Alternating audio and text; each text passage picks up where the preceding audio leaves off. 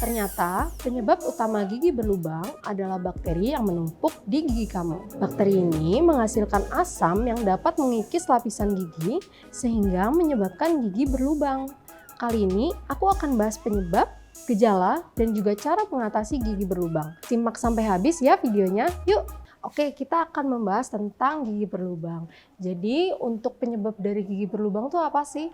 Nah, kalau kita urutin alur perjalanan gigi berlubang itu ada 4 faktor. Jadi ada plak dan sisa makanan, lalu ada bakteri, kemudian suasana gigi yang asam, dan juga waktu. Gimana sih jalan perjalanannya?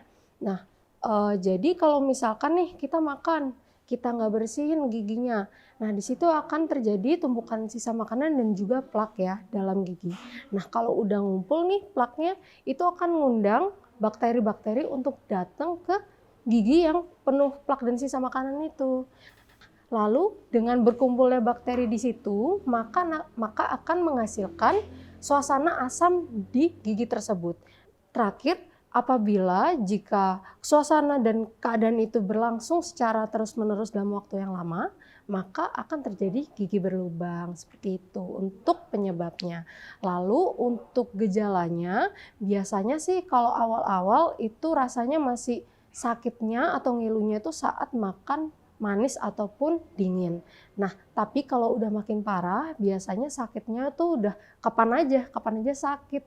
Apalagi kalau malam hari sebelum tidur, seperti itu. Dan juga bisa aja rasa sakitnya tuh menjalar, nggak cuma di gigi itu aja.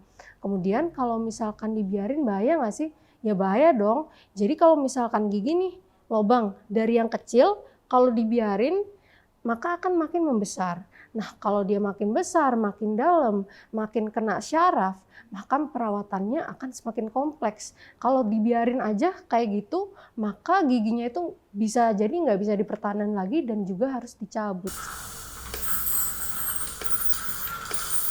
Tadi kan kita udah bahas ya tentang penyebab, gejala, dan juga bahayanya kalau gigi berlubang itu dibiarin. Nah, untuk selanjutnya, jika kalian mau datang ke FDC Dental Clinic untuk tambal gigi dan juga rasanya sakit nih sebelum datang sini nggak kuat, bisa juga nih dibantu dengan dikompres dengan air dingin atau kumur air garam, dan juga bisa dibantu dengan menggigit cengkeh dalam beberapa waktu.